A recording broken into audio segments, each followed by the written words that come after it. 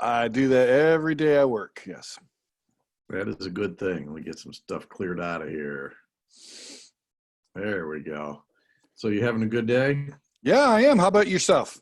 I am all right too. Where are you calling from? I'm in Lansing, Michigan. Michigan. All right. Well, half my family is up in Michigan. My mom was born in Pontiac.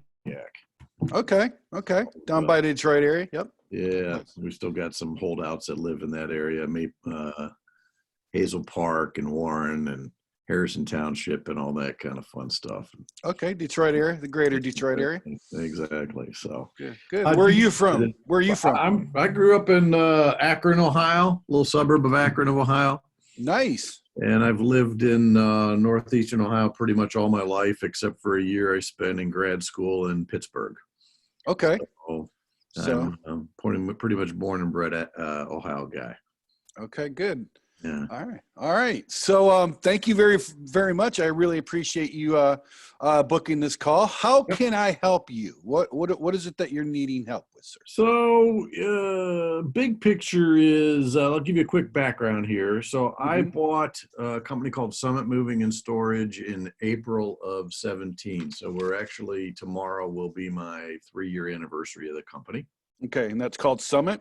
Yeah, Summit Moving and Storage. Okay. It's been around since 1956. Wow. We are a Wheaton Van Lines agent for 45 years. Nice. When I bought the company, it was run by the grandson of the owner. Okay. The father still owned, the son of the owner still owned it. He was 80 years old at that point in time. His son was running it along with his 2 daughters. So it was a very small family operation that they had no technology, just, all paper, that kind of stuff. Okay. Probably $500,000 in sales, declining every single year. Probably, I don't know what they peaked at exactly because their financials weren't that good, but he used to have 2 or 3 over the road drivers. So I got to believe he was a couple million in sales at the peak. And it was just kind of a slow grind downwards, but really, really good name recognition. So I bought the company, and then about a year and a half later, I bought a company called Corlett Movers up in Cleveland, Ohio. Okay. Which probably I shouldn't have done, but it's what it is now. It was a Wheaton agent, same kind of model, 2 older brothers. Needed to get out for health reasons. I ended up consolidating that location last year into Akron. So now I'm still one location. Corlett was probably about, I don't know, it's really hard to tell, 200,000 or 300,000 in revenue, so tiny, but they had some nice commercial and international accounts. They didn't do a lot of residential work. Okay. Last year I finished up at about $1.5 million in revenue, so we're growing. Nice. I have no idea what this year brings, absent Corona. If I keep on my pace, and we've rebounded pretty damn quickly since Ohio reopened, I would expect we'll do about $1.5 million again this year. I'd like to do 2, but I just don't see how that's possible in this market. I mean, I'll try, but I don't think that's realistic in what we're dealing with today. Right. So that's my background. I was a banker for 16 years. Okay. Then I went out on my own about 2001 or 2. I started buying old warehouses, fixing them up. So some real estate investment on the commercial side, industrial. I still do that to a limited extent today. I also am a part owner of a company called Inglewood Associates, which is a crisis management turnaround firm. So we do work with large companies, large private. So 20 million in sales to 200, 300 million in sales. And I tend to handle real estate, logistics, and project planning because that's kind of my strength. So I kind of still do all that stuff and run this company. I originally had a 50% partner. He's now a 5% partner. He was supposed to bring a lot of contacts in the commercial, construction, hotel, FF&E industry. It didn't. Supposed to help me a lot with managing $15 an hour guys because that's what he does with his general labor. That didn't work out. We're still friends, but I had to kind of get rid of his majority ownership so that I could kind of control it and have a little bit of run at it. I am mostly a sales guy by background, although I like operations. Okay. But I'm pretty damn ADHD, and I kind of like project-based stuff where I start, stop, and move on. Mm-hmm. Um, I've had a bitch of a time with getting the right operations guy in my company. Mm. When I started, I was the son's owner. We had some alcoholism and honesty issues with him, so I had to get rid of him. Okay. I hired a guy who came to me through what's the guy's name at Movers. Mark Gray, is that the guy's name? He's a HR, or he's a headhunter just for the movers industry. Oh, okay. I've heard of him. I don't know too much about him, but I've heard of him. Yeah, and he brought a guy to me that had been running his own shop for many years in Illinois, a suburb of Chicago. His Mm-hmm. wife got a monster job in Cleveland, so he shut down his business and came over here. Was kind of looking for something. Mm-hmm. Uh, it was my first really bad hire because I just did not think about him being an owner to being reporting to an owner kind of thing, and that did not go well. Plus, he tended to like to call out my guys and fight with them in the parking lot, which was crazy. Yeah. Oh, So wow. I then hired a recruiter who brought me a guy who was a FedEx operations guy at a 500,000 square foot facility up here in Akron area. Mm-hmm. Had been with them 8 years. Mm-hmm. Had quite a bit of hiring experience. LTL is about as close as you're going to get to the moving industry, I think, without being in it. Maybe. Yeah. I don't know. Yeah. Maybe. He Yeah. seemed to be good with guys, but It's an easy transition. it's an easier. Yeah. Yeah. Yeah. And I had some problems with him and had to get rid of him in November because he was, well, not honest, Hmm. horrible at managing labor. My Hmm. labor to sales ratio was approaching 53%. You can't Hmm. make money at that. My claims were going through the roof because he just liked to hide shit versus dealing with it. And, I think he was having personal problems, which is kind of what brought it on because he was rock solid at his previous job and just kind of fell apart here. Hmm. So what I've been doing since November is kind of, I've listened to a lot of your podcasts, a lot of your websites.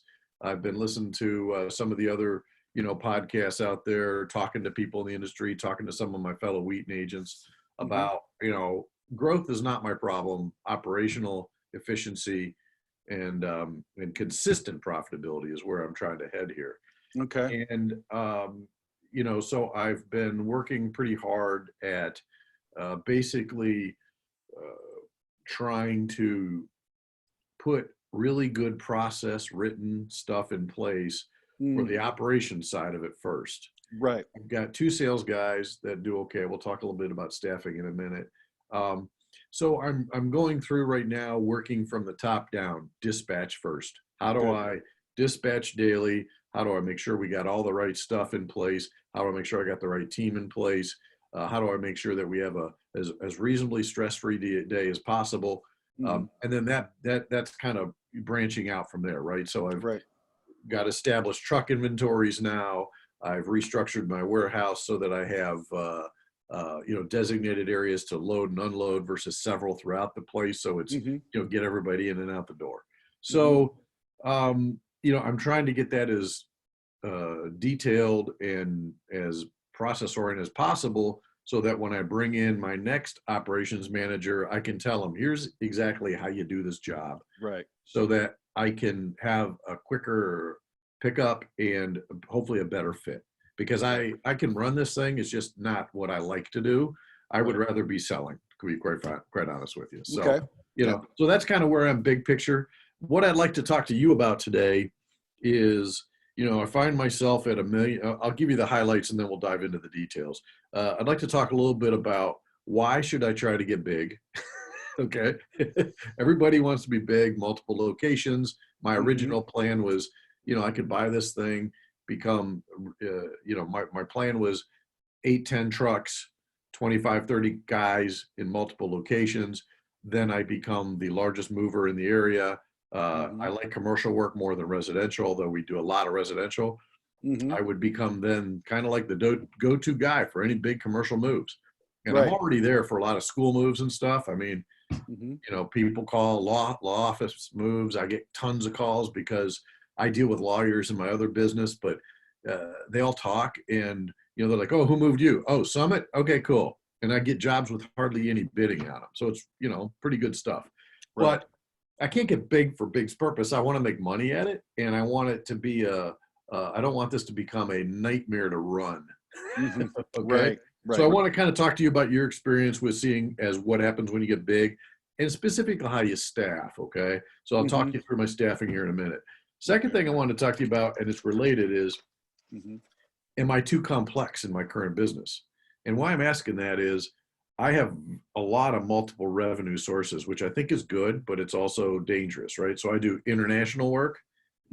I do a lot of internet, you know, 40-yard, 40-foot cans that go internationally, whether they're delivered into my market or shipped out of my market. I do residential. I do commercial.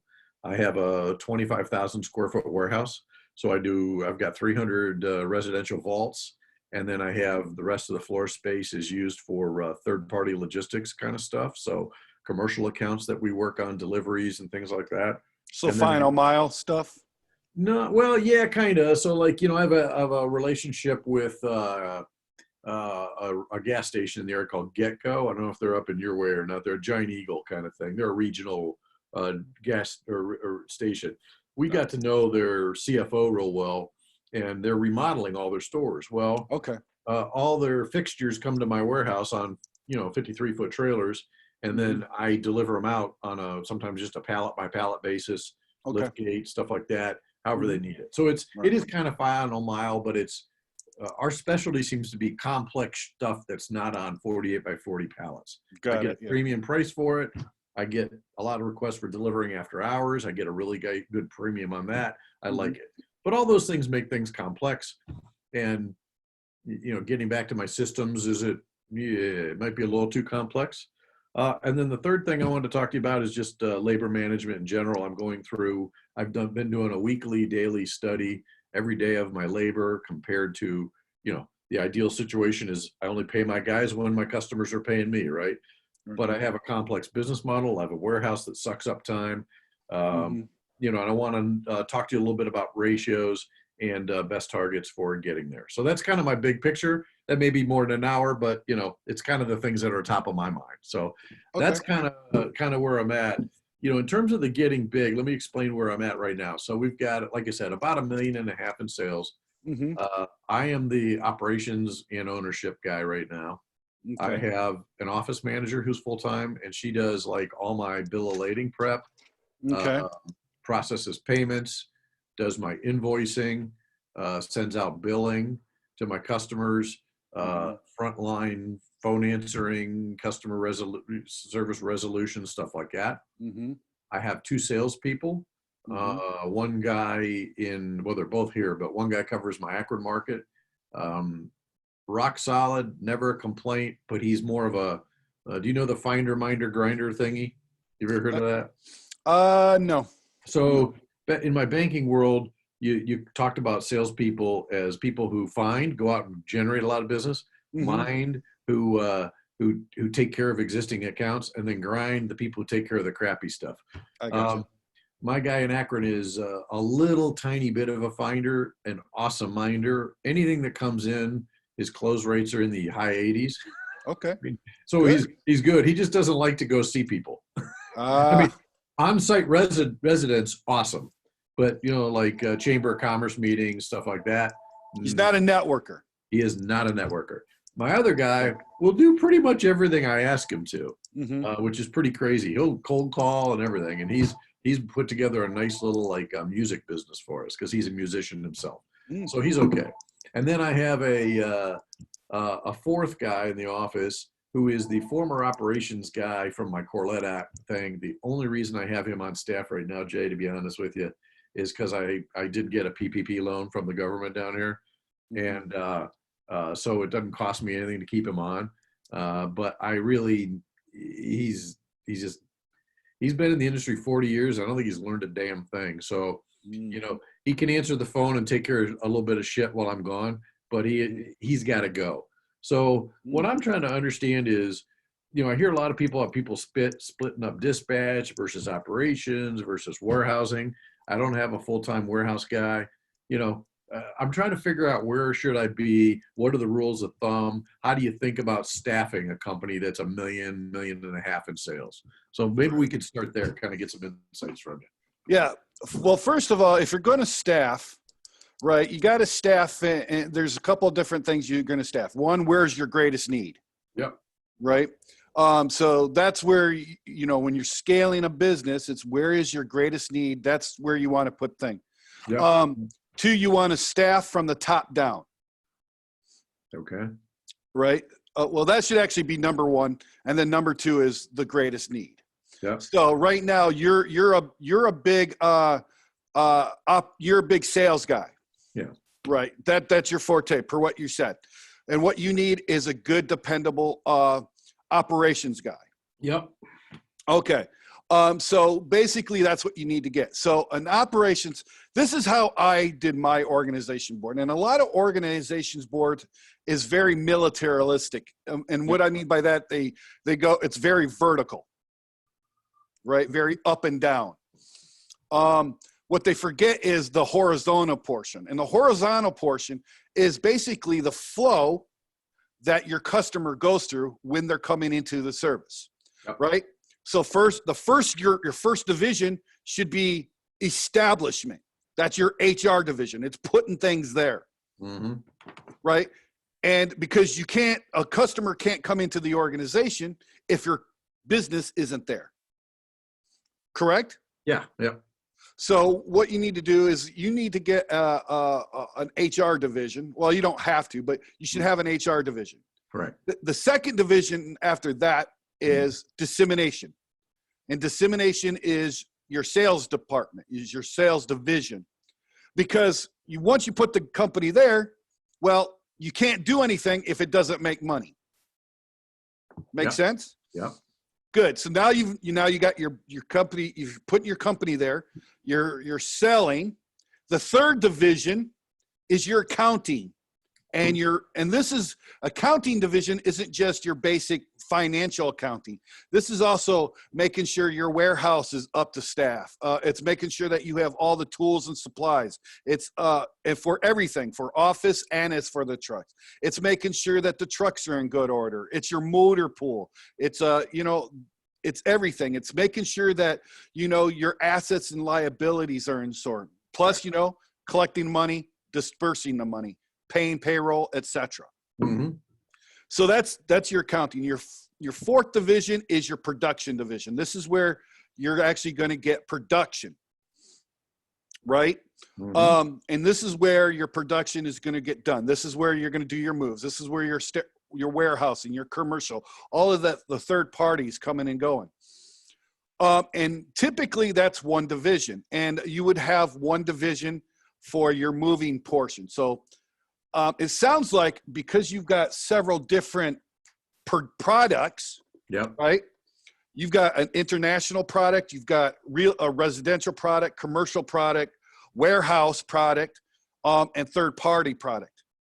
Quite honestly, those should be their own productive divisions. You could probably, like your international and commercial, could probably merge those together. Yeah. Right? Your residential and you're probably your third party and commercial, and maybe your international be one division. Yep. Yep. Then you got your residential division, and then you've got your storage and warehouse. Mm-hmm. So you should have 3 production divisions. Right? Yeah, I'm with you. The 5th division, right, would be your qualifications division. That's where you're making sure everybody's getting trained. The person who would run that would make sure that they would do audits of all the jobs. They would make sure that the staff members are trained. And if it's not a training situation, then refer them to HR for ethics handling. Right. And so that's your qualifications. And then your 6th division is your distribution. And distribution isn't, you have a service-based business. So it's not like you got a product. It's not like you write books, or you create a widget. Make sense? Yeah. So your so if you made widgets, your distribution would be your division 6. Right. But since you got a service, your distribution is your reputation, it's your success stories, it's your networking, it's your website, it's all your forward facing areas, right? So like you said you got this really good sales guy who doesn't like to do networking. Quite honestly, that's not his job. Mm-hmm. That should be in division 6. You should have a guy that does all the networking, who goes to the Chamber of Commerce, who goes to the BNIs, who goes to, all the local, Rotary clubs and Lions clubs and Knights of Columbus and all that good stuff. Mm-hmm. So you got to distribute. It's good works made well known. That's your distribution. And then, of course, your 7th division, which is where you reside. And this is where the vision is made, the mission is done. You analyze all the statistics. You create the programs that you want to do everything. You're making sure you're running the company based on your statistics. And then where the statistics are going down, then that's where you want to start narrowing down. Sure.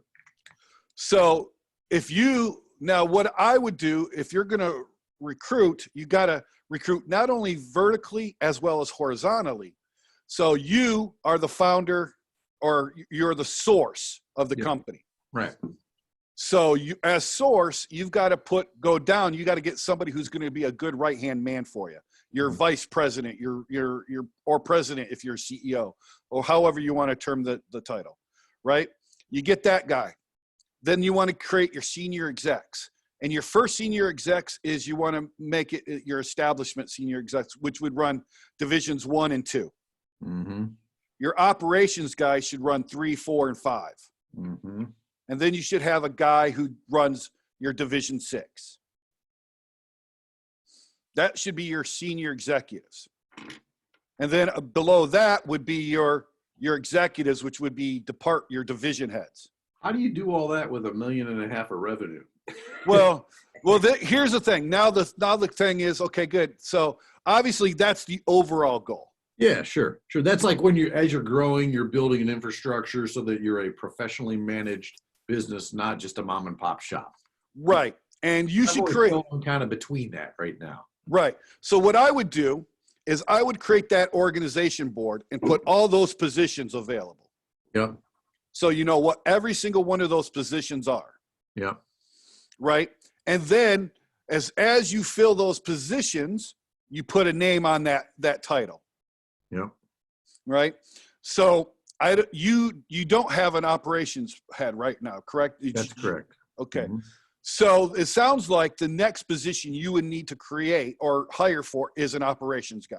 Yeah. Someone that could handle accounting, someone that can handle all 4, all your 4 divisions, mm-hmm. all your 4th divisions, mm-hmm. And then the guy who can handle your qualifications. Mm-hmm. Mm-hmm. Right. Now here's another thing. So you got to base on what's your greatest need. Right now it seems like your greatest need is your operations. Yep. Then you've got to determine what jobs are you doing that could be given to somebody else mm-hmm. To maximize the ROI. Sure. Right. So if you're doing a job that you could hire somebody to do at $10 an hour, hypothetically. Yeah. It doesn't make sense if you're making thousands and thousands of dollars, doesn't make sense for you to spend time doing a job that's only producing $10 an hour. Right. I'm with you 100% on that. Yep. Okay. So obviously, what you need to do is unite. So as you fill in the person who's the most needed, which is your operations, you also need to start hiring for the guys that take off the stuff that you're doing that's not really going to produce the income for you. Yeah. Let me ask you this. So the way I've been, the job description for my operations managers has mm-hmm. been this. Basically, they're responsible for, I consider it 3 areas, right? Okay. So that would be hiring, training, and supervising my crews. right? Mhm. The what I would call the dispatch, the quality control of the work of the crews, okay? Mhm. Um, those are kind of together, but then managing my warehouse, okay, the Mhm. ins and the outs. And then the final thing would be managing my truck fleet. So I have 8 or 9 trucks, right? Mhm. So it appears to me that, I need a part-time warehouse guy, but as I look at those 3 big areas of influence, there's things I can do. I mean, I'm doing them right now, but I have a bigger capacity for work than most people, I suspect, right? And I'm also invested because I'm the owner, Right. right? Right.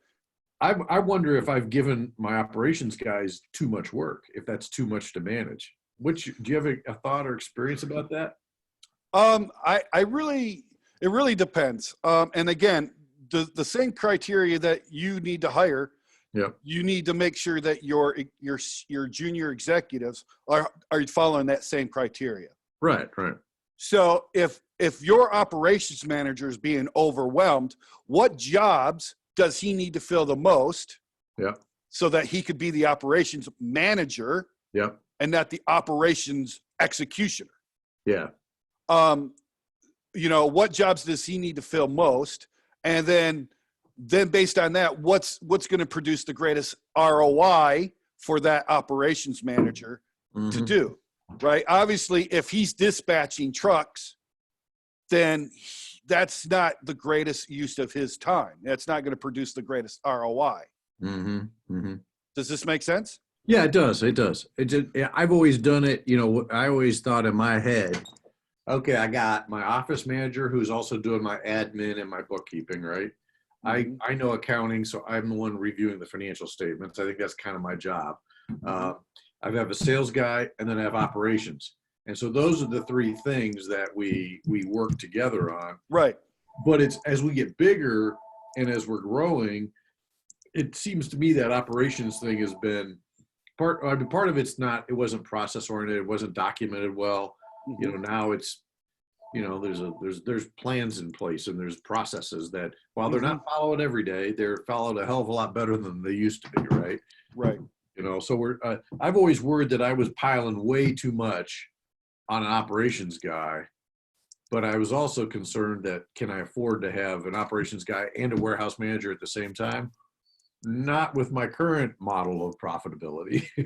Right. Yeah. Right. Now here's something, and this is what's typical for most businesses. Most businesses, they have an office area which Yeah. handles HR, sales, Yeah. and then Division 3. Yeah. Right. Then they have operations, and they handle dispatching and qualifications and stuff like that. And they basically have it in 3 divisions. Yeah. But what happens is then what you're doing is you're cross mixing jobs. Yeah. And that creates confusion and randomity into the thing because it's not following the process that your customer comes in. So your customer comes into your funnel, Yep. right? Do you need to answer that? No, I'm just looking to who is calling and why someone didn't pick it up on the other office. So, I just know who it is calling. Okay, We're okay. They picked it up out there. good. So you get this cross thing. So like you've got your office manager also doing Division 3 stuff, Yep. right? You've got your office manager that is doing a lot of operations stuff, and then you got operations stuff that's doing a lot of sales and HR stuff, Mm-hmm. right? And it creates a lot of randomity. So instead of a smooth flow through your organization, you've got this Yes. zigzag going. So this is why the 7 divisions, when you do it, spreads that out, and then you could see the flow. And yes, there are going to be like sales and marketing need to work together, right? They need to be on the same message, but they're in 2 different divisions, 2 separate areas of the thing, and they've got 2 separate end results. Yeah. Right. And you're a pretty smart guy, I can tell. You're well read. You're a former banker. You're a very, very educated individual. So that you cannot manage anything if you can't measure it. Mm-hmm. Another thing that you need to do when creating these processes and these positions is that you've got to give them each a statistics, even down to the very lowest rung of your organization chart. They all have to have an end result. They got to have something that can be measurable. For instance, your movers, your laborers, what would be something that could be measured on a weekly, daily and weekly, monthly, yearly, and so on basis? For me, that statistic was a successful completed move. Yep. And that successful completed move was when qualifications would call up the guy and say, hey, Mary, how did our movers do for you? How did they treat you? And if she goes, well, you know, they did okay, that's a 0. And if she goes, oh man, they were fantastic, that's a 1. Yep. Right? And just that binary system, ones and zeros, right? If it's a 1, great, no problem. Hey, can we get a success story from you? Right? And then can you hold on 1 second here? Yes, sir. If I can, do you want as many pallets on the P7 or on the 71 as possible? Yeah, put as many on the liftgate truck as Yeah, you I can. think I can get them all in there. Really? Whenever you want. Okay, good. That'd be awesome. Yeah, Thanks. I'll try. All right. Just confirm. I got my son working for me today. He's helping with loading some trucks for Monday deliveries. good. It's good. That's good. Yeah. Right? So, so the qualifications guy, then if it's a 1, that means it's really good. Good. He passes that on to Division 6. Division 6 then goes and gets a success story, gets a video testimonial. They put it on social media. They put it on the website. They spread all the good news. You know, the Div 6 is putting it in the monthly newsletter, et cetera, et cetera, et cetera. Right? They're putting it on postcards and rat cards and brochures and whatever. They're the ones collecting all that. They're the one that's going to distribute that good works made well known, right? So if it's a 0, that means the qualifications guy then goes, and if you see all these zeros on these jobs, then the qualifications guy can then go in and then narrow it down. Is it refined to one group or one crew? Or is it like one individual? And then they can debug it from there. And if it is, and then the qualifications can then by interviewing could go, okay, good. What's going on with this guy? Is it a personal issue? If it's a personal issue, then he sends it over to HR to handle whatever personal issue it is, right? If it's an ethics issue, then he sends it over to the ethics of the HR. If it's not a personal issue or ethic, and it's a training issue, like he doesn't know his job well enough, then he would train up that person, get that person trained up. Sure. And so for qualifications, it would be, a well-trained, functioning crew member. Yeah. You see what I'm saying? Yeah. If it was a motor pool, it would be, successfully operated vehicle or vehicles. Right. For your storage, your guy who your building manager, who is in charge of the buildings, it would be square footage, profitable square footage, usable profitable square footage of the building. Yep. Does this make sense? It does. Yep. So if the building springs a leak, well, that square footage is no longer profitable or usable. It's his job to fix it. Right. Right. Or get it fixed. Get it fixed, right. And so on and so forth. So you got to have, every position has got to be measurable. So they got to have a statistic, and that statistic has to be exchangeable with the departments around it. Does this make sense? Yes. So for instance, if you got your building manager, his square footage has to be exchangeable with the next departments and division next to him. So if the building springs a leak and he doesn't fix it, then his product is not being exchanged fully with the storage guy who's managing the storage. You see what I'm saying? Yep. So that storage guy now has got to then go and get all of those vaults or get all that stuff and move it away from the damaged portion of the building. So that portion's not exchangeable. Same thing goes with your labor guys. If they do not have a job that was done effectively, it was a 0, then that's not exchangeable with the rest of the divisions. Does this make sense? It does, yeah. Okay, good. So when you're creating your processes, you've got to have that end result in mind. So what is the end result of your dispatcher? To get crews out on time, to have a successful move. Okay, is it a successful move, or is it crews at the crews successfully dispatched to be on time? Oh, well,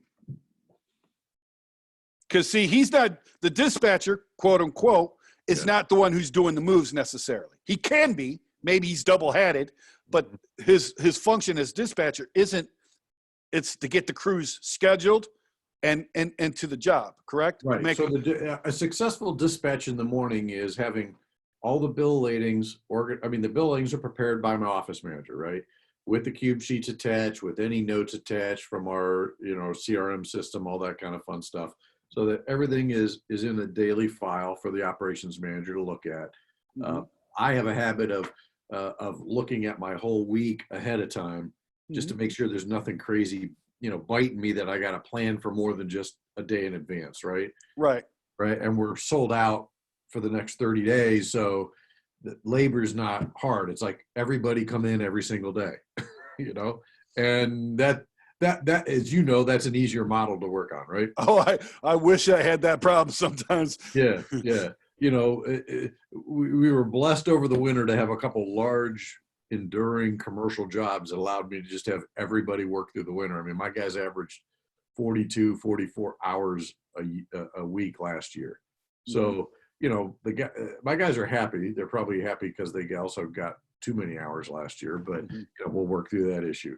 But the dispatch, to be successful, means you're taking all your stuff, you're making sure you've got the right amount of guys to do the jobs, that we're making sure that the billing is done correctly so that the hours they're working matches as closely as possible the hours I'm getting paid for my customer, right? So now, hang on, is that the dispatcher's job? Because that's because the dispatcher's job is to get the crew out there and make sure they have the right paperwork and right tools, correct? Whose job is it to get the job done and billed correctly? So the way we do that right now is historically, our guys would take the bill lading, they'd write their own start time and stop times, and then that would get handed over to my office manager, who would then bill the job. Well, that's not true. We have a sheet that says, okay, if you have a 2-man crew, 3-man crew, 4-man crew, whatever, here's your hourly, which we'd put on the sheet ahead of time so they know the hourly in case it was a custom job. And they would say, okay, if my hourly is 109, I got a 2-man crew and I work 7.5 hours, look at it on the sheet, okay, it's $854, boom. So they would then charge the customer, they'd fill out the credit card, swipe it, write a check, give them cash, whatever, and then they'd come back and turn everything in. Right. And that's not your dispatcher's job at that point, because he's already exchanged his portion of the job. Yeah. But what we found is that, and this is more kind of goes at the labor thing, but what we're finding is that, I'm dispatching guys as long as we're all organized, and the day before I've put everything together. So part of the dispatcher is making sure they're ready. So if guys need extra supplies, I like those to be out in the supply area. Yep. So it's like, hey, Carl, you've got that box, that 4-wheeler, that Gemini, go. Exactly. And as soon as a crew is successfully dispatched with all items and paperwork, the dispatcher's job is done. Yeah, but just remember, in our world, the dispatcher and the operations manager are the same guy. Right, and you're saying, and the quality control and training guy are all the same guy. Right, and you were saying, are you putting too much emphasis on the operations manager? Yeah. The answer to that question is yes, because you're mixing hats. Yes. Right now, does this mean the operation? Obviously, if the operations manager doesn't have division heads, then he's obviously got to operate as the division head. So the operations manager then has to coordinate with your HR manager to say, hey, look, I need to fill a dispatcher. This is taking too much of my time. Yeah.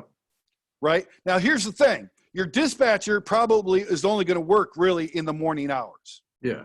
It's a part-time position. Yeah. You know, pretty much. Yeah. You know, I mean, that's the majority of their job. So that dispatcher can then be double-hatted as a, you know, double-hatted as a person. So when the crew gets back, he could be double-hatted to make sure all the items come back and Yeah. so on. Yeah, I was kind of thinking of making the warehouse guy the dispatcher as well, because I don't need a full-time warehouse guy, but if he's doing dispatch in the morning, he's also, you know, because he's in the warehouse, he's making sure the trucks are supplied, that everything's out there, and that would take a huge burden off of my operations guy.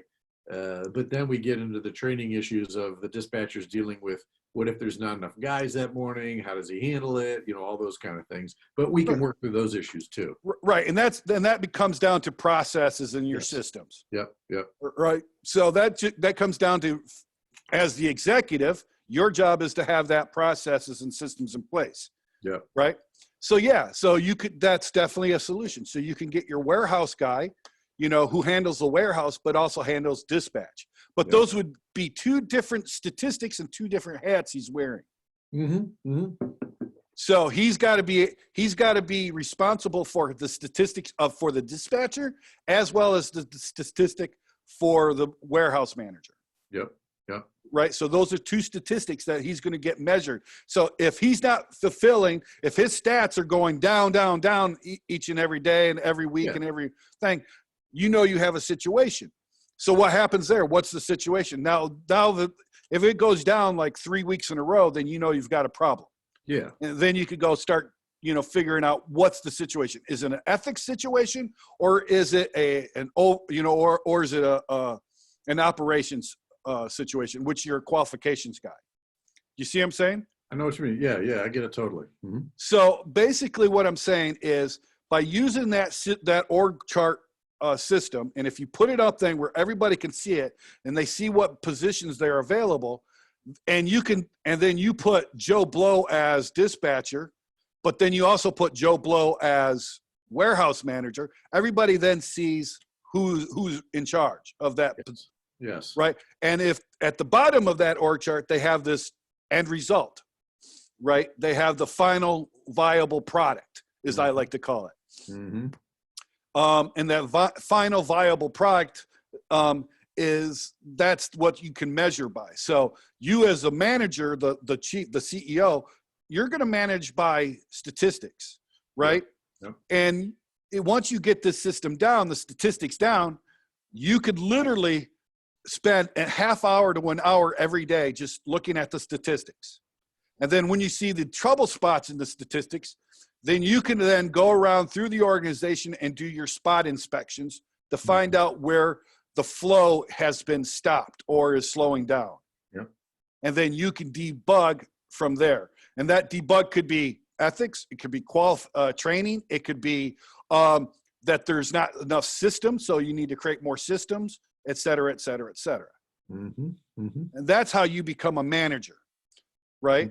Mm-hmm. And this is also how you hold the feet to the fire for all of your employees. Right. Because now your operation manager has a statistic. Yep. What's the statistic? You know, your qualifications manager has a statistic. Your sales manager has a statistic. And then you could see, based on their statistics, what gets measured can get managed, and what gets managed improves. Yeah. Yeah. I'm with you there. So where do you see, when you're seeing a company grow, Mm-hmm. I mean, obviously when you're tiny, it's, you know, the owner's on a truck doing everything, coming back at night, doing everything. We're beyond that. And I'm 58 years old, and I literally can, I mean, I'll go on moves occasionally just to prove the guys that I can do it, but it's not something I can do on a regular basis. I'm right behind you. I'm 50. Yeah. So, you know, that's just not, you know, if I had to be on the trucks every day, I'd just sell this company and be gone, right? Because I can't do that. That's not why you started the business. It's not why you bought the visions. It's right. I can't be doing $15 an hour work, right? So at the same time, as I get bigger, I'm trying to figure out the next step. That's the operations guy. I think step 2 is probably warehouse guy. but you've made me think a little bit about all the little sub jobs everybody's doing. And if they are bouncing around from Division 1 to Division 7, it's creating a little bit of weirdness in flow and accountability and all that kind of stuff.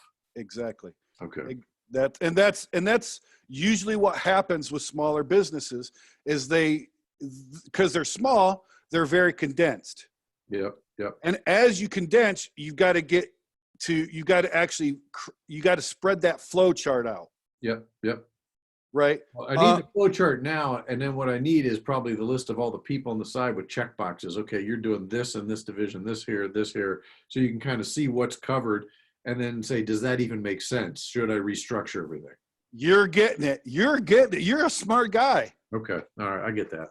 So if you put out your flow board and you put every position and you give the person who's in charge of that position on title, you're going to see right now as it is, you're going to see your operations guy is doing stuff in marketing, and he's doing stuff in HR, and he's doing stuff in accounting, and he's doing stuff, and you're going to find that, even laborers are doing multiple jobs that really they should only be focused on one thing. Yep. Now, one thing I want to really do, one other thing that you should do when you're looking to scale, we already know the two situations. One, the ROI of the position. Two, the need. The other is you do not, to keep the burdens down, you don't want to have your executives or your in charges or anybody who runs a crew or has people, you don't want to give them more than 5 juniors. Mm-hmm. Yeah. Span of control issues. Yeah. Right. If they get more than 5 people to start controlling, that's when chaos starts to happen. Okay. Does that include like crew? So I have 13, 14 guys on my crew right now. Mm-hmm. So, I'm as an operations manager, dispatcher, training guy, handling all 15 guys. Yep. You should have, if you're handling all 15 guys, that means you should have, at least, if, let's say, how many is an average crew? It's about 3 guys typically? Yeah, we started, when I bought the company, they always had a 2-man model, and I've been moving to a 3-man model because it's easier on the guys. It provides a higher quality move is what I found. Right. Now I got to figure out how does that play with my truck fleet and stuff like that. I mean, it's what blows my mind is when I bought these 2 companies, I have the same number of trucks as I have now. So I've been able to grow and I've had to swap out trucks for different kinds, but I've not had to get more trucks. And I don't really, the more commercial I do, the less truck I need. I mean, what I use a lot of is now is a van. And send 4 guys out on a pack job, or pull a trailer behind with some 4-wheelers and a couple 2-wheelers, and they go on site and they're just doing commercial stuff. I mean, it's a whole different gig.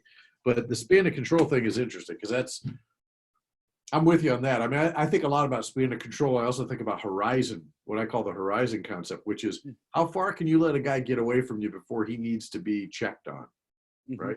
So my movers are, my team leaders can go out on a job for 8 hours and they're good enough that if they have a problem, they'll call me and I know we're okay. I have other guys that are more junior that, I put them on 3 and 4 hour jobs and things like that so they can't get themselves into too trouble. And I have to go out and check on those guys to make sure that there's no problems. Right. If I have guys in the warehouse, and this is what really, I'll be honest, it drives me nuts, is it seems to me that the guys, my movers don't like being in the warehouse, generally speaking. They just don't like that kind of work. I don't know if that's a industry thing or if it is, yeah. Is it? Okay. I mean, I have guys that absolutely will just go home and not take hours. I mean, it's crazy. I have guys who beg me for hours. I'm like, okay, we got to go, sweep some floors in the warehouse, run this floor cleaner. I don't want to do that. I'm just going to go home. Okay, well, do you want hours or not? But that span of control thing and how far can you set people loose without causing problems, they're kind of related, I guess. Mm-hmm. Right. And with that span of control, if you got 5 guys, so if you got 15 crew members, then you should have 5 crew leaders. Yeah. Right. Those 5 crew leaders then should have a 1 boss above them. So they should have like a senior crew leader. Yeah. Yeah. So what do you, what does a crew leader job do? That's variable and depends on your specific needs and wants in your business. My crew leaders were they're there to one, get the job done and done Yep. right. Yep. They're there to make sure all the paperwork is done and done correctly. Yep. Right. They're there to mentor and apprentice any of the juniors below them. Yeah. Right. And then, they're there to make sure that the customer is satisfied. Mm-hmm. So, they're the ones who have to be the more highly responsible. Yeah. Right. I always found that you had a crew leader, an assistant crew leader, and the assistant crew leader basically handled the crew. Yeah. Right. The crew leader handled making sure the truck was loaded, all the tools and supplies are on the truck, everything was done, and that the customers were happy. And that meant whatever that needed to be done, whether padding the floors, putting floor runners down, making sure all that stuff was done. Yeah. And then you had your assistant guy who handled like the apprenticing of the crew and making sure that the crews were organized and doing it. Right. Mm-hmm. So if you're running a 3-man crew, you would have a crew leader, assistant crew leader, and then just a regular laborer. Yeah. Right. Your apprentice guy would be handling the laborer. Right.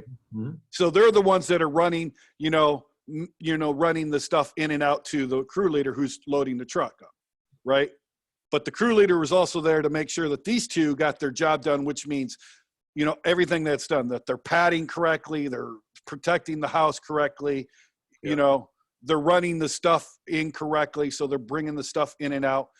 The crew leader would train the apprentice leader. The apprentice leader handles the crew lead, Mm-hmm. regular crew laborer.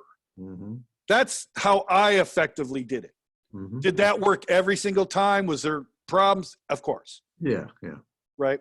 I also found that it was always best to keep the same crews together. My guys fight that. And I'm wondering, I don't understand why. Then that's a situation between the crews. And I found that when you put the same team together and you forced them to operate as a team, Yeah. they started gelling, I'm with you too. I think I like having, because you understand who's strong at what and how they mix and all that stuff. Right. I have a couple older guys that are 20 years in the industry kind of thing, but they're not leaders, right? They're just good functional movers, 3 and 4 hour jobs, 5-6 hour jobs, but not too, anything gets over one truck, that's just way beyond what they really feel comfortable with, just because they don't like dealing with the shit, basically, right? Right. Well, then the question becomes, is it time to replace them or should you demote them? Yeah. Yeah. I mean, if they're, I would rather have somebody who's really gung ho and very untrained and really wants to do good work than someone who's jaded and a veteran and crotchety and kind of, lazy. Yeah. So let me, if I could transition, because I really want to, this is a thing I really want to understand. And it's related to my labor to revenue rates, right? I keep hearing in the industry, it should be in that 30% range, 30, 35, 37. Some people say 32. If you're around 30, that's a good place to be. Yeah. Anything above that, you're starting to get you're losing a lot of ROI. So yes. So right now, here's how my math works. I'm at 109 an hour. For a 2-man crew or a 3-man crew? 2-man crew. Okay. That makes sense. That's about right. So my guys are making, roughly, I got some guys that are up at 20 because they've been around forever and they're good crew leaders, right? Mm-hmm. But my base crew is around $14 an hour, just the cash labor. I mean, I'm paying them legitimately, right? But right. I get what you're saying. I'm at $14 for their, I got my unemployment taxes, all that stuff, workers' comp, depends on what you add to that number. But I figure my all-in number from on average for my crew is about $18, right? Mm-hmm. So if that's true, and I've got 2 of those, make sure my math is right. That's 36 an hour. It's $36, which puts me at, my ratio should be 33%. Okay. So you might want to consider raising your prices by about 10% or 5%. Yeah, that's one of the things I'm looking at doing is going up to 119 an hour. My ratio, I will tell you though, last year, my labor rate, I had a couple of very weird things happen last year. One was I consolidated 2 locations into one. So I probably took, if I take out that labor, I also had inherited a ton of bad storage at my Cleveland location. So I had to hold a big auction, and that warehouse was a mess. So it probably took a bunk there. When I back all that out, my labor was probably 42% of sales, which is horrible. I mean, it cost me, you can do the math on $1 million in sales. It cost me well over $150,000. Right. Yeah. And I'm trying to get that dialed in as tight as humanly possible. Mm-hmm. The things I've been working on, and this is where, when I talk to the people who are, I've talked to some of my competition. Mm-hmm. I've talked to, I'm getting good guys from other moving companies who come here, right? Good. Because one of my bigger competitors is a guy who's just known to be an asshole, right? So he's a screamer, he's a yeller, he puts people down whenever bad things happen. He doesn't train them, he just puts them in, and if you don't do your job, he kicks you out the door, right? So I've had one guy go that way, but I've had 4 or 5 guys come my way, and I consider them to be pretty good guys. Okay. One of the things that I've always done, and one of my operations guy did, is institute a time clock where they check in and check out themselves. Mm-hmm. The guys love it, but what I think that does is just put my labor way out of control. Oh yeah, because you're going to get guys who are going to milk that clock. They're going to clock in when they shouldn't. Exactly. So what I do right now is have everybody show up at 8. Then I do my dispatch and they're out the door. At 15 minutes, I try to get everybody out the door at 8:15. So I call it leakage, and everybody hates that I use that term, but you and I understand what that is. Right. 15 minutes a day at the beginning of the day and the end of the day equates to about $17,000 a year of labor I'm paying that I'm not getting paid for. Right. And I hate that. I really do. And what I'm trying to do is figure out, how do I get those numbers tighter without making, if all I've got is $12 an hour guys that I'm just churning because I'm just playing the labor game here. Mm-hmm. You can beat the shit out of those guys. You can tell them you're only getting paid for the time that's on that bill of lading, and they probably don't care. Or if they care, they're not going to do anything about it. But when I have more experienced guys who are team leaders and stuff like that, they have a little different expectation about how they're being managed and how they're being paid, right? Mm-hmm. So how have you handled that situation, and what are some of your best tips for keeping your labor rates functionally as low as possible to revenues? Well, it sounds like you need one, your dispatcher needs to get a little bit more processes in. If that's you, then you need to really refine that, because at 8 o'clock, if they're there, they should have their paperwork, their clipboard, their bill of lading, or if it's on a tablet, their truck should already be prepared. Basically, here's the keys to the truck. Here's your paperwork. Gone. You're off. You're out. Right? And they're gone.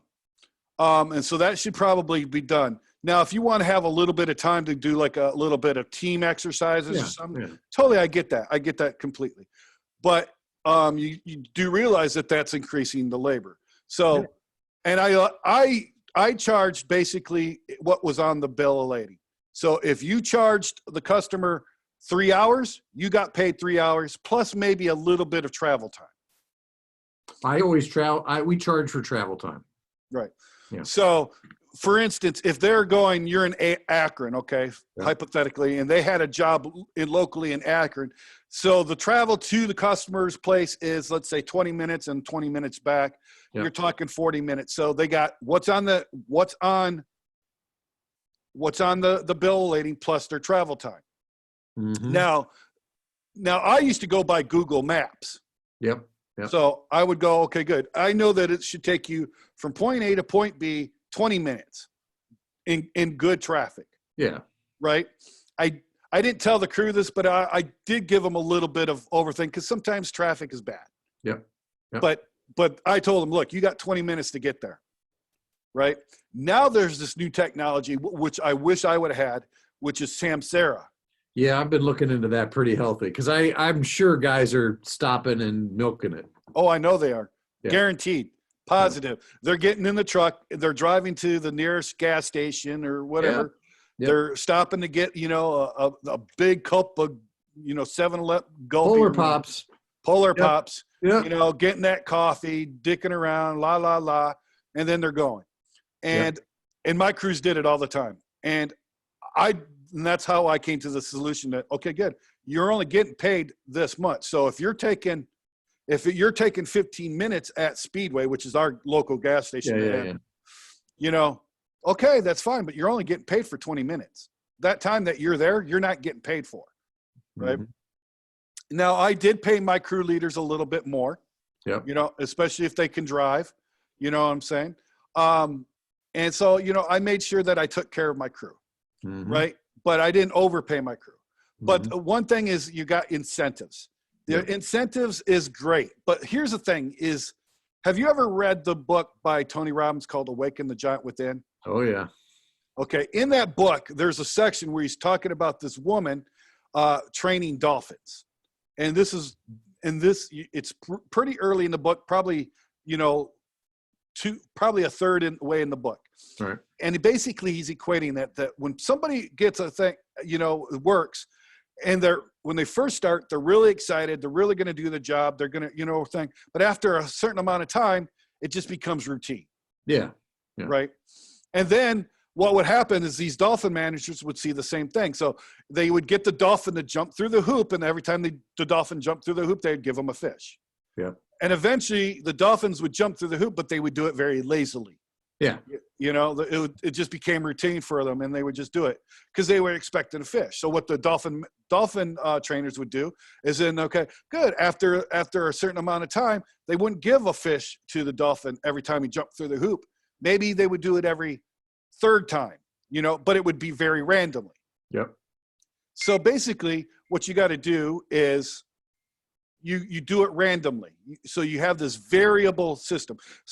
And you want to keep the system very, very simple. You don't want to be spending a lot of times on the thing. So let's say they get a job that's a 1 and they get a review.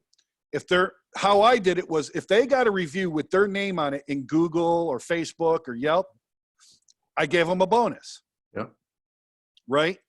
Now, and once they did that, once we got them trained to do that, so man, they were doing it like left, right, and center, right?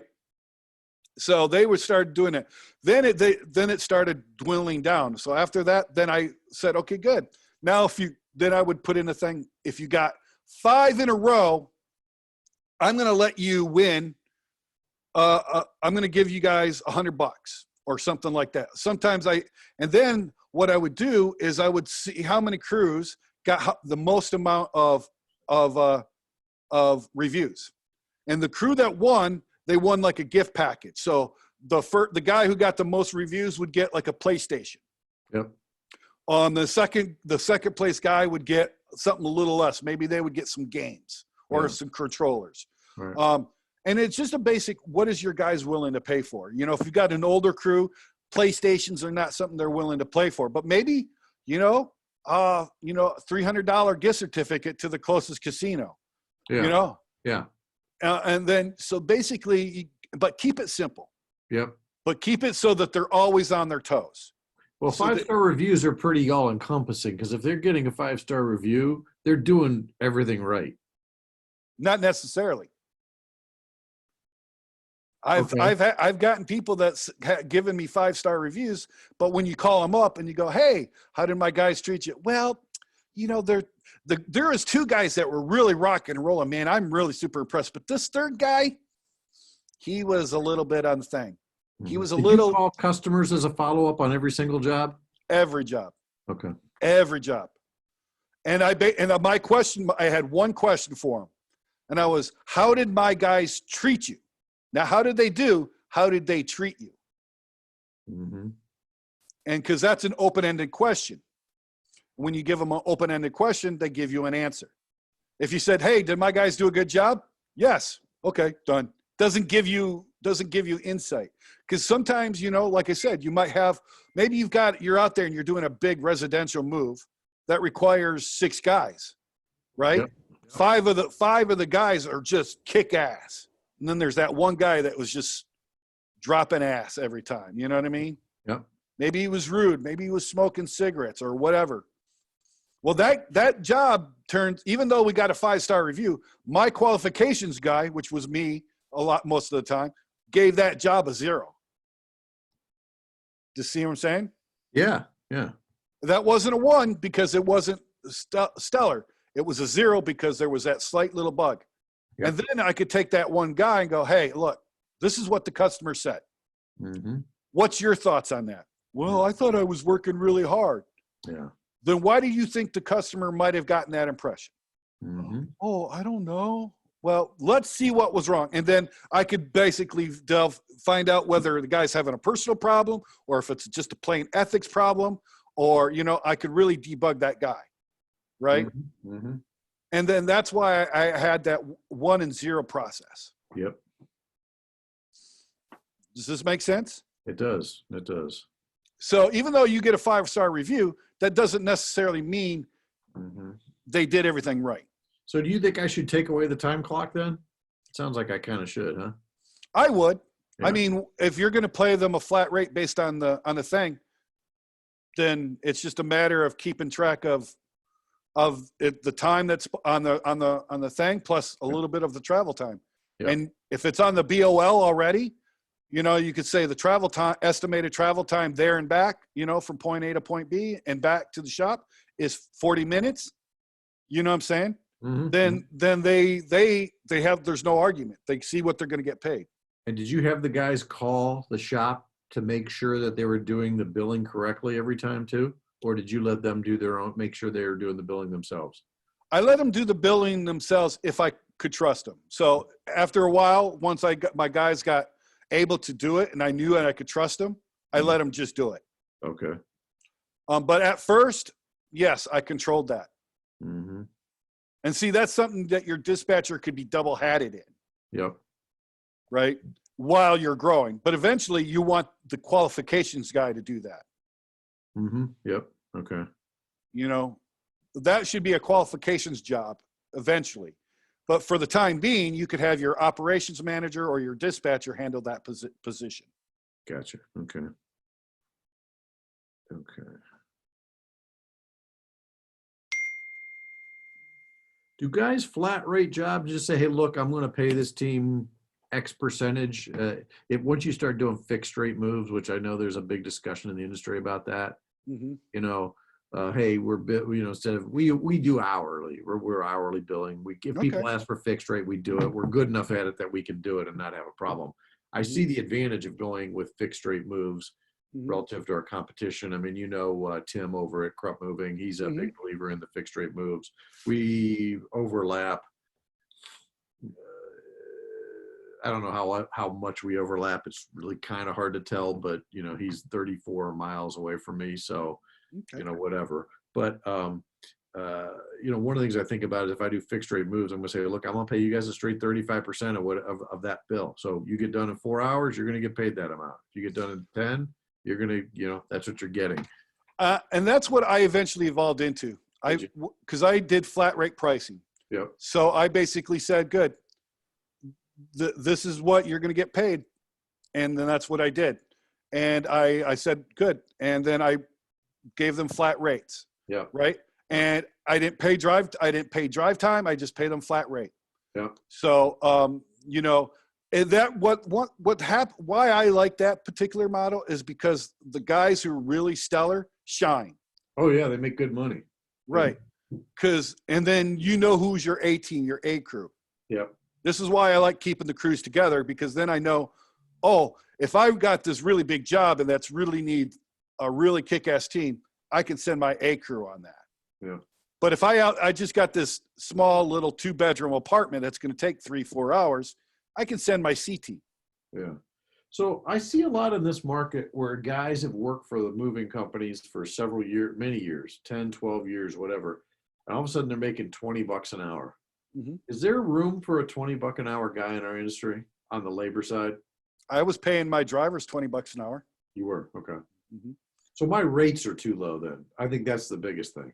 Maybe, Yeah. maybe not. But if you think you're paying your guys too low, then you got to make sure that you raise your prices commensurate. Oh, I don't think I'm paying them too low. I think I'm Oh, probably paying them too high. I got you. And I also think that I'm not charging a high enough rate. I think part of my problem is management of time versus what they're getting paid versus my customer time paid. But I also think part of it is my rates aren't. I mean, when I bought this company, we were $98 an hour, and they hadn't raised rates in 7 or 8 years. The vault rate was $25 a month. I went to 25 to 40 the second month, and I got 2 people complaining to me, so that was easy. I'm ready to raise those again. But I think I got to go to at least 119 an hour for a 2-man crew.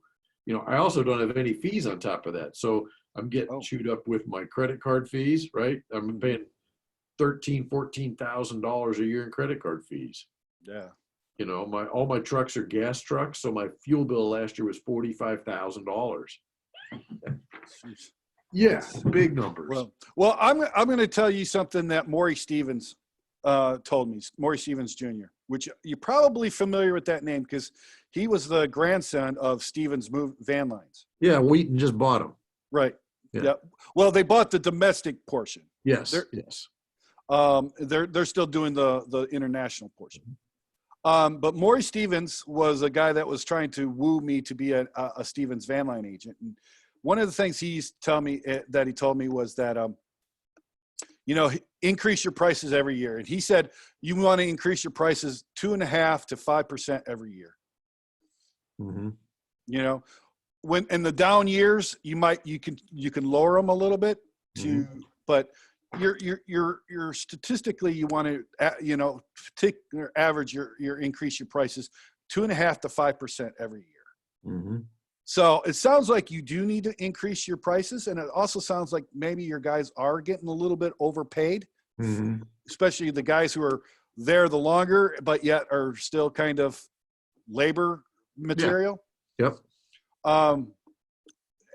I would really consider looking at those guys to see if you can get them replaced or see how you can revitalize them so that they could be crew leaders or maybe move up into the positions that you really need. Maybe they're just sitting there thinking they could be better employees, but you're not giving them more responsibility kind of thing.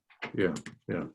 So, maybe, a new job title, that's commensurate with their position, their length of time is something you might consider, or maybe it's time to see about replacing them. Yeah. Yeah. Well, I'm trying to, I was nervous about hiring this year because who knew what was going to happen with Corona. Are you seeing that with other moving companies right now? Actually, no. Okay. People are hiring. Yeah. I mean, you got 30 million people who are out of work right now. Yeah. Yeah. Right now, you've got the pick of the litter. But the problem with the pick of the litter is a lot of these guys, if they're going to come work with you, they're going to be temporary, at least in their head. Yeah. Yeah. So if you're going to want to keep them, you're going to have to pay them commensurately. So that's something you got to keep in mind. Yeah. Now, maybe it's worthwhile to hire these guys temporarily. Maybe you need some, just because if the summertime is still going to be pretty strong, which I really think it is.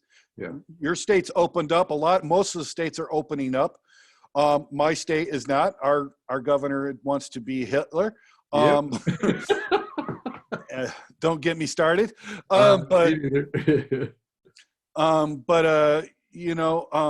So it really, I really think the basics, the foundation of the economy is strong. And the reason why I say that is because we have such a glut and need of small, affordable housing right now. Oh yeah. Yeah. Yeah.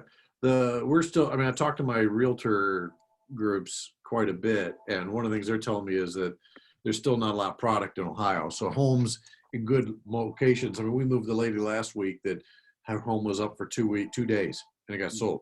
I mean, now in this economy, 2 days. Exactly. Boom. And it was $525,000 home. Right. you know. And traditionally, real estate drives the market in Of America. course. Yeah. So, Yeah. because of that, I really think that once the entire country opens up, I really think we're going to have a stronger, we'll have a strong economy. Yeah, I So, carried 13 guys through the summer or through the winter and had work for them. I peaked last summer at 27 guys, but that was just like for a couple weeks in July, where I had, the crazy time, right? mhm. I kind of in my mind this year think I'm going to need around 20 guys. I don't know if I'm going to need more than that. I got a couple colleges here, and once I get a couple fraternity brothers from one place, I can always go, hey, bring a couple extra guys in today kind of thing. Sure. And get through it all. So Mhm. I'm kind of building towards about 20, maybe 22 guys. I'm hopeful that I can maybe replace a third of my bottom guys that I don't like, and bring in some permanents and upgrade my staff even more. So that's kind of where I'm thinking. Right. That brings me, there's two final things I want to leave you with. First of all, is you've always got to be marketing to your crew. Yeah. Marketing inside the organization is just as important as marketing to your customers. Tell me what you mean by that. You've always got to be telling every time you guys get a good review, you got to be letting the crew know that jobs are being done correctly. You got to be letting them know, quizzing them and questioning them and rewarding them for knowing your core values, your vision statement, your mission statement. You got to be constantly telling the crew about good news. So even though you're telling your customers about the good news, you got to be letting your crew members know about the good news. Because, especially if you're getting a bunch of guys together and they're all like grouchy and everything, all they hear is bad news, right? If all you do is listen to the news at night, all you're going to do is think everything is bad news. Yeah. Yeah. So you got to counter that with good news, right? And you got to counter that with the plans that you're doing. You got to counter that with your vision and core values, etc. So you got to always be marketing inside the company just as much as you're marketing outside the company. And by marketing inside the company, that also includes you've always got to be hiring. Always. Yeah. I mean, that's just as important as marketing to get customers. You've always got to be marketing. So whether it's Craigslist, Indeed, Monster, networking, you've always got to be getting guys in, recruiting guys, hiring guys, getting them in here, right? Mm-hmm. That's why Division 1 is so important. That's your establishment, right? That way too, if your crew knows that you're always constantly hiring, that they know that their job is not so secure, right? Yeah, I'm with you on that. Yeah, I think one of my problems, right? I have two problems right now. One is everybody made it through the winter and kept pretty good hours because we were busy. Mm-hmm. And I haven't hired anyone. And I'll be honest with you, I've probably slacked off a little bit with discipline because of the whole Corona thing. People are just kind of stressed out and freaked out. And I'm trying to be as nice and gentle as I can during that period of time. But, it's time to kind of get it all shipped back up now. Exactly. And that's where businesses fail. Not necessarily yours, but a lot of the smaller business, it's that discipline. Yeah. And the discipline starts from the top down. Oh, yeah. If you, and I'm not saying you, this is a general you, but if you don't have discipline, your crew's not going to have a discipline. Yep. So if you're disciplined and you can put in discipline, people love a highly disciplined and ethical place to work. My HR lady tells me that, the guys that we're hiring, they look for the work to be their lives are a freaking mess, right? Generally speaking, right? Because that's why they're making $14 an hour. And what they want is work to be that one place that's consistent and they know what they got to do and just go out and work and burn off all the energy they need to, but know, okay, if I just follow the rules, no one's going to give me shit all day. Yeah, they want it. Believe it or not, people love structure. Yeah, yeah. They love structure. They might scream and howl, but truthfully, deep down, they love structure. Yeah. One of the things I've been trying to do lately is I put a new inventory on every truck. Here's what has to be on the truck at the beginning and the end of the day. Mm-hmm. And you have to clean off that truck and organize it on the customer's time, not mine. Well, that's been able to probably pick up an extra half hour a day for me and not have to have leakage. Mm-hmm. the choke point is the guys. I'm like, stop at door A. When you come back, open the door, and me or Dennis is going to look and just make sure the chuck is fine. That's the thing they fight on all the time. So what I've started doing now is like, oh, by the way, you just checked out. By the way, go get the truck and pull it back up to door A. What do you mean you're clocked out? That's not my problem. You're supposed to have done that already. You know, bring that in or put that on the crew leader. And they're fighting it, but now they're starting to say, okay, now we just got to do it. And it's starting to grab hold. It takes I find about 2 weeks to get guys to do new issues. Yeah. To take on. Yeah. Right. And you've just got to enforce it. And the guys that are just refuse to do it, they need to go. Yeah. Yeah. They need to go. And that's why you're constantly hiring. Yeah. The final point I want to mention is you got to have vision. Yeah. And your vision's got to include the core values. Mm-hmm. Right? So if you don't have a vision for your company for the next 3 to 5 years with the core values of every major area, and there's a good book that I really recommend here. This book has helped me out a lot. Sorry. Oops. Sorry, Diddy. All my books just fell on top of them. Uh-oh. This book. Ah, okay. I've not read that one. Yeah. This is The Vision-Driven Leader. Okay. Yep, by Michael Hyatt. I really recommend you get this book and read it. It's not a very hard book. It literally took me 3 days to read it. Mm-hmm. But it's very impactful, and it will really get what I'm talking about through. Mm-hmm. And it will help. There's 4 areas that you need to concentrate on in the book. And if I can, I think I got it highlighted. If I can just do it real quickly. Yep, here it is. Here's the 4 areas that Michael Hyatt suggests that you really concentrate, making sure that your vision's really, really strong in. Your team, your product, or your sales and marketing, and the impact that you want to create. Right? So if you get a vision that encompasses that and succinctly and concisely communicates that, and then you have your core values, that will dictate where your company's going, as well as it'll dictate the type of people you want to hire. Yeah, yeah. Right? So by having that, and then having the core values, having your core values up on the wall when your guys come in, and them seeing it, and then testing them, quiz them, at a staff meeting, or randomly walk up to Joe Blow and say, hey, what's our core values? Right? Mm-hmm. Mm-hmm. Or, pulled up $100 bill or a $50 bill or a $20 bill and says, if you can name me verbatim our core values, this is yours. And I guarantee. Yeah. And they're going to learn. Oh, yeah. Yeah. Right? Mm-hmm. And number of times over equals certainty and results. Mm-hmm. Mm-hmm. So the more that they do it, they're going to get certainty on it, and they'll get results. Yep. But if they don't know what those core values are, and they don't know what the vision is, they can't really get behind that. Right. And that's your job as a leader. Yep. Yep. Your job as the CEO is to create the vision. Mm-hmm. The guy underneath you is the guy who's supposed to execute that vision. Yep. And the way he executes that vision is through a mission statement. Mm-hmm. Mm-hmm. The guy underneath him, or the guys underneath him, executes that through processes and systems. Mm-hmm. Yep. And remember, those processes and systems have to have an end result. Yeah, measurable. Measurable, or as I like to say, a final viable product. Yeah, yeah, I'm with you. Yeah. I got you. Well, Jay, thank you so much. It was a real pleasure talking to you today. I know we went over, so I owe you some money. I'm happy to do that.